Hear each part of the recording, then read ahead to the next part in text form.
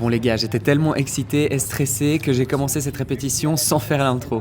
Bref, vous êtes tous au courant, dans 76 jours, je vais traverser de Calvi à Monaco à la nage. 180 km jusqu'à 5 jours et 5 nuits sans sortir de l'eau. Oui, c'est pas une blague.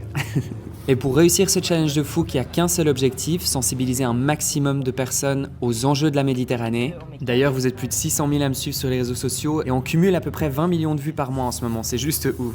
Revenons à nos moutons. Aujourd'hui, je vous emmène dans une répétition de 8 heures de nage, principalement de nuit, avec comme objectif de réussir à faire 20 km. On a plein de choses à tester et tu verras que tout ne s'est pas passé comme prévu. Problème de connexion, méduses, bateaux de croisière qui me foncent dessus, attaque de requins. Non, je déconne, quand même pas. Attends. Je dois te laisser, c'est l'heure du départ. Remets l'alarme, qu'on se fasse une frayeur. Attention, je mets la sirène. Alerte requin. T'entends ça, c'est qu'il y a un shark. Hein. Bernard, on est à l'arrêt? Oui. Je rentre dans l'eau. Je tombe dans l'eau. L'eau est quoi? L'eau est froide.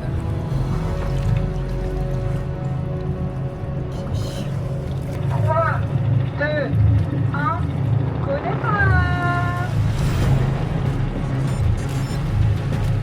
Et voilà, c'est parti pour des sessions d'1 heure de nage et 5 à 10 minutes de pause maximum. Je te l'ai dit, aujourd'hui on teste plein de choses. Les angles pour la prise de vue de contenu avec le kayak, la capacité du bateau à tenir ma vitesse, le positionnement de la ligne d'eau, les courants du moteur que je dois absolument éviter si je veux pas perdre du temps pendant la traversée, voir si le bateau arrive à tenir une ligne droite, le wifi à bord, s'il y a assez d'électricité et d'énergie pour qu'il tienne toute la nuit et pour qu'il tienne jusqu'à 5 jours et 5 nuits. En parlant d'électricité, la capacité énergétique du bateau, c'est aussi un sujet hyper important avec tout ce qu'on a à charger et poster sur les réseaux. On doit aussi voir si on arrive à éviter les bateaux de croisière, ce serait con de s'en prendre un à 2 mois et demi de l'événement. Tester la ligne lumineuse qui, comme tu peux le voir, tourne sur elle-même et du coup m'éblouit dans l'eau, c'est pas du tout pratique, il faut qu'on trouve une solution. Est-ce qu'il y a assez de place sur le bateau, sachant qu'on sera 11 plus moi dans l'eau? L'équipe devra se relayer avec des tranches de 2 heures à 6 heures de temps à chaque fois pour assurer les postes pendant toute la traversée. La communication, mes ravitaux, le pilotage, la gestion météo et la cuisine. Parce que oui, 11 personnes, il faut les nourrir. Je dois aussi tester ma capacité à tenir mes pauses en mouvement pour perdre le moins de temps possible et éviter que le bateau dérive. Et last but not least,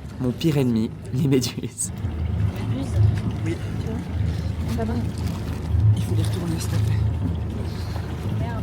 Oui, je me suis pris une méduse sur la main. Elles sortent du fond à la tombée de la nuit et c'est assez impressionnant à voir.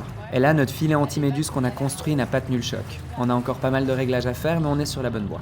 Je te montrerai ça dans une autre vidéo. Mais sans savoir où j'en étais, je me suis dit qu'après 7 heures de nage et des vagues de face qui me suivent depuis 2 heures, j'allais plus apprendre grand chose de nouveau. Alors j'ai décidé de sortir de l'eau et de m'arrêter là.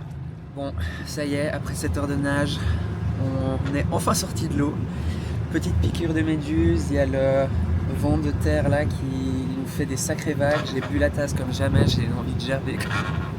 Horrible.